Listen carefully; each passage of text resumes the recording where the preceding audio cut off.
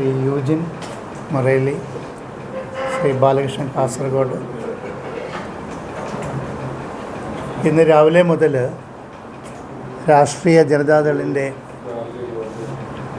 സംസ്ഥാന ഭാരവാഹികളുടെ ജില്ലാ പ്രസിഡന്റുമാരുടെ യോഗമാണ് നടന്നത്.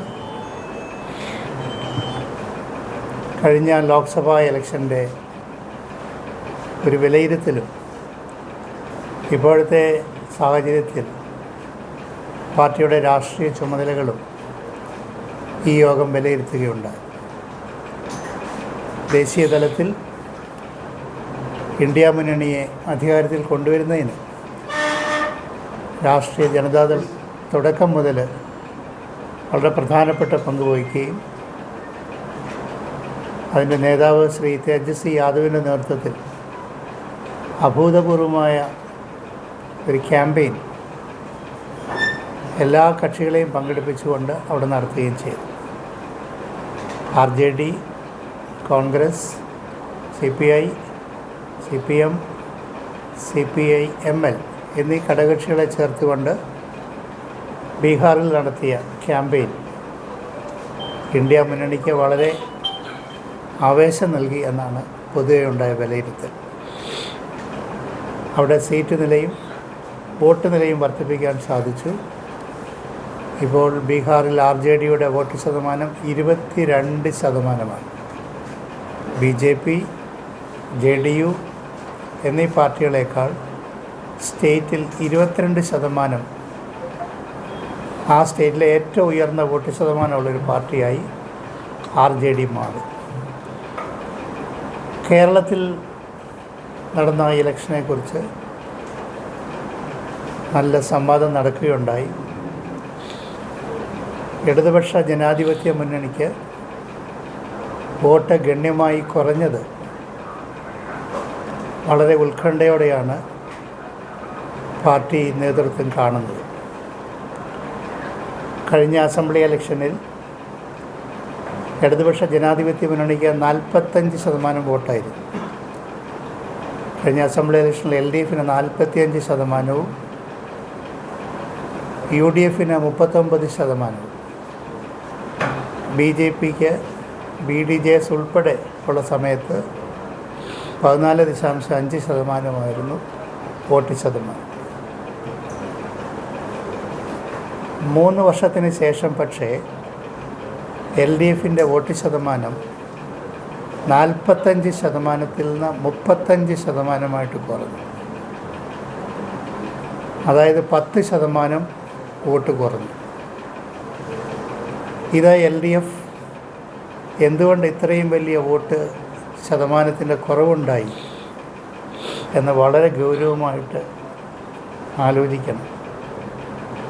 തിങ്കളാഴ്ച LDF യോഗം ചേരുന്നുണ്ട്. ആ LDF യോഗത്തിൽ ഇത് സംബന്ധിച്ച് വിശദമായ ചർച്ചയുണ്ടാവും എന്ന് ഞങ്ങൾ പ്രതീക്ഷിക്കുന്നു. ഭരണപരമായ കാര്യങ്ങളിൽ വീഴ്ചയുണ്ടായിട്ടുണ്ടെങ്കിൽ അതെല്ലാം പരിഹരിച്ച് മുമ്പോട്ട് പോയെങ്കിൽ മാത്രമേ ജനങ്ങളുടെ വിശ്വാസം വീണ്ടെടുക്കാൻ സാധിക്കുകയുള്ളൂ. നിരവധി LDF യോഗങ്ങളിൽ ഞാൻ ആവശ്യപ്പെട്ടിരുന്നു, ഭരണമുന്നണിയുടെ ഏകോപന സമിതി എന്നുള്ള നിലയിൽ ഓരോ മന്ത്രിമാരുടെയും വകുപ്പുകളെ സംബന്ധിച്ച് വിലയിരുത്തൽ നടത്തണമെന്ന്. അന്ന് എൻ്റെ കൂടെ LDF യോഗത്തിൽ പങ്കെടുത്ത ആളുകൾ ഈ വേദിയിലുണ്ട്. പലതവണ ഞങ്ങൾ ആവശ്യപ്പെട്ടിരുന്നു, ഭരണമുന്നണിയുടെ ഏകോപന സമിതി എന്നുള്ള നിലയിൽ ഓരോ മന്ത്രിയുടെയും വകുപ്പുകളെ സംബന്ധിച്ച് LDF വിലയിരുത്തൽ നടത്തണമെന്ന്.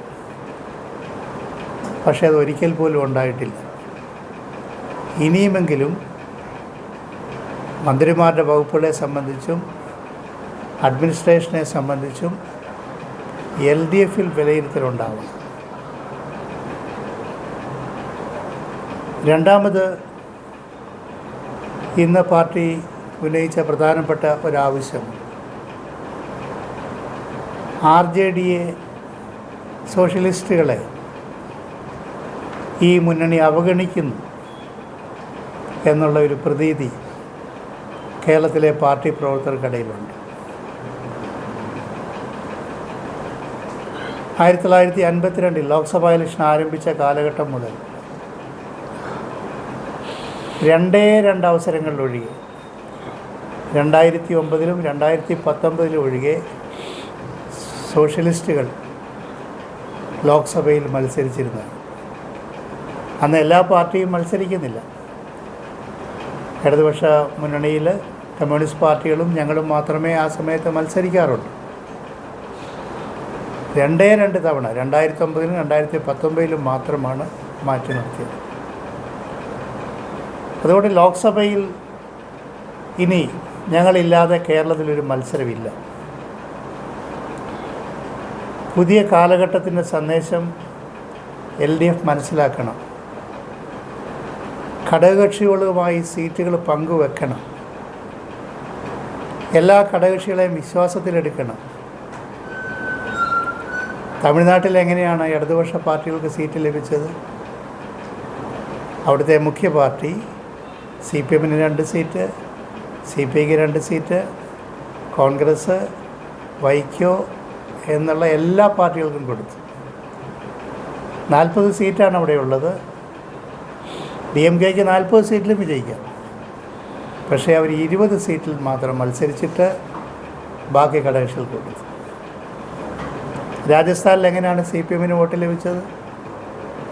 രാജസ്ഥാനിലെ മുഖ്യ പാർട്ടിയായ കോൺഗ്രസ് CPM-ന് സീറ്റ് കൊടുത്തു.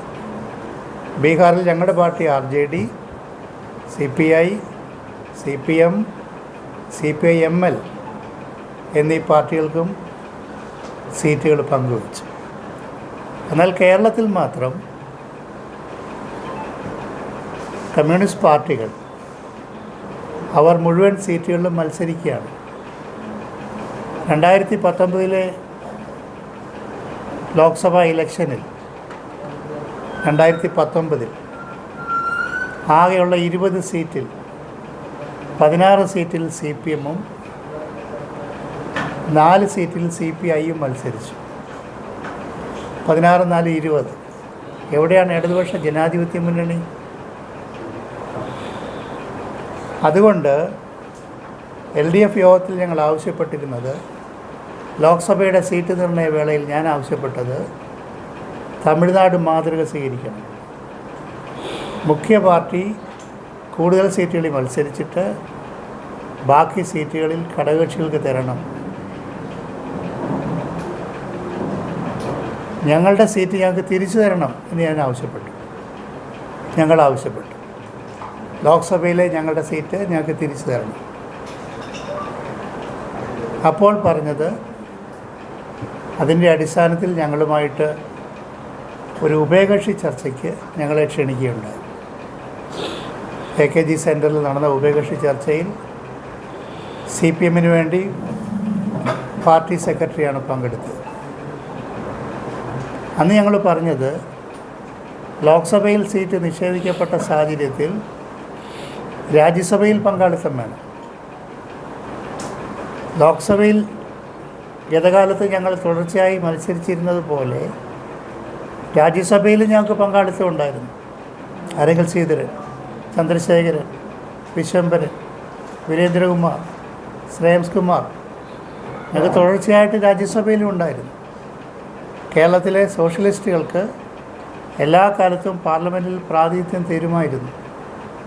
അതുകൊണ്ട് ലോക്സഭയിൽ സീറ്റ് നിഷേധിക്കപ്പെട്ട സാഹചര്യത്തിൽ രാജ്യസഭയിൽ തരണമെന്ന് പറഞ്ഞപ്പോൾ CPM സെക്രട്ടറി പറഞ്ഞത്, ആ ഘട്ടം വരുമ്പോൾ അതിനെക്കുറിച്ച് ആലോചിക്കാമെന്നാണ് പറഞ്ഞത്. ഇപ്പോൾ ആ ഘട്ടം വന്നിരിക്കുന്നു.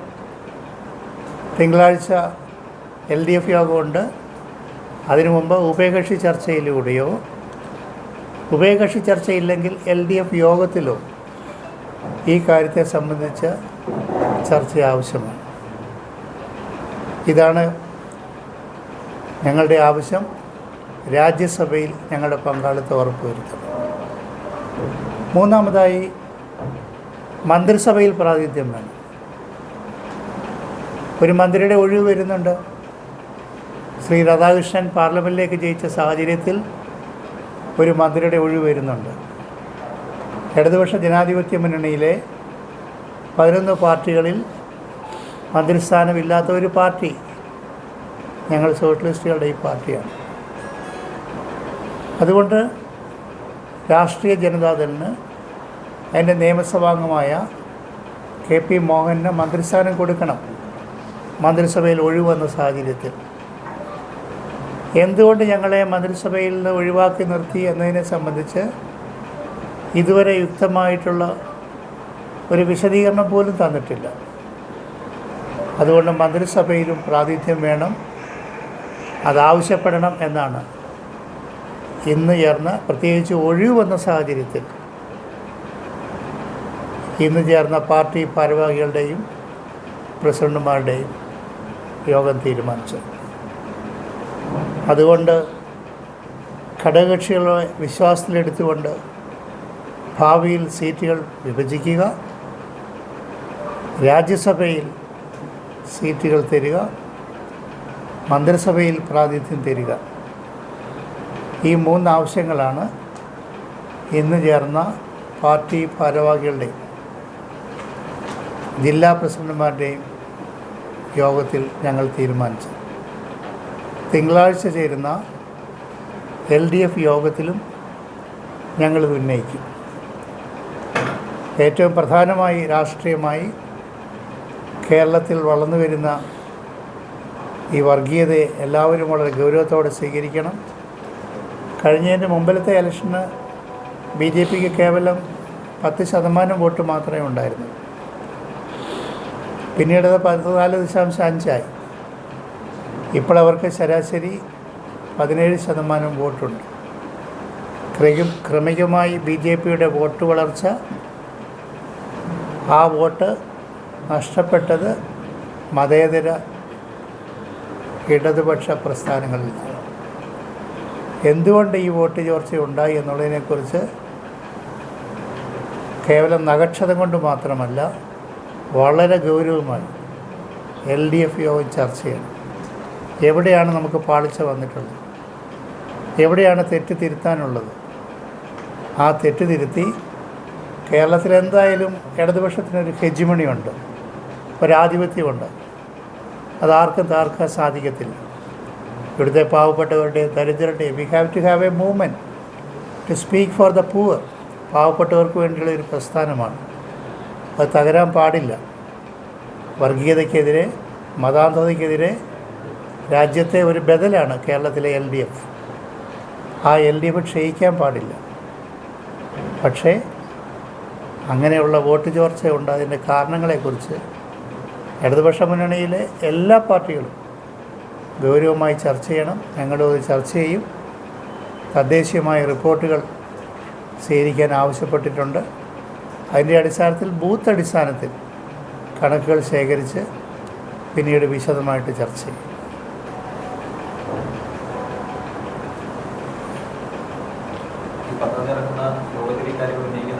അതെ,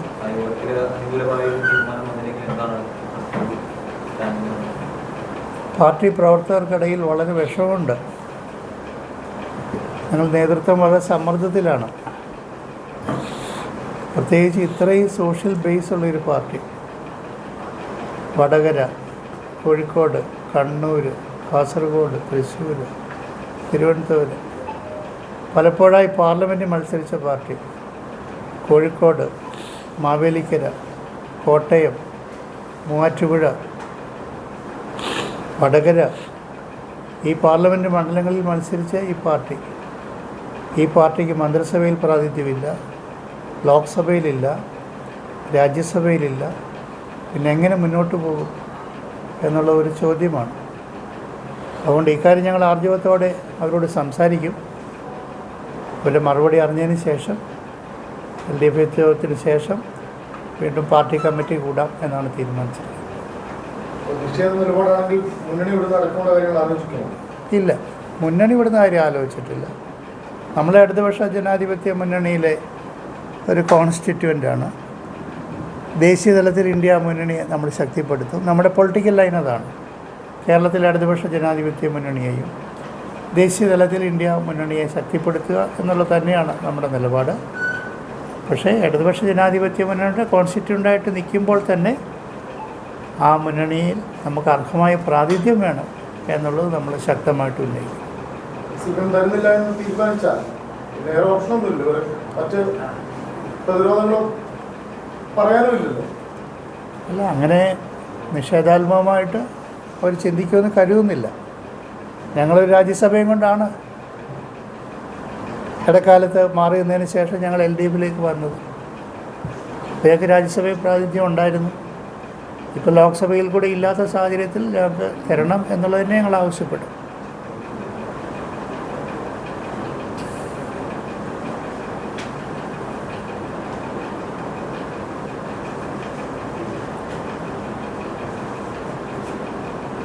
ഓക്കെ, ശരി, താങ്ക് യു.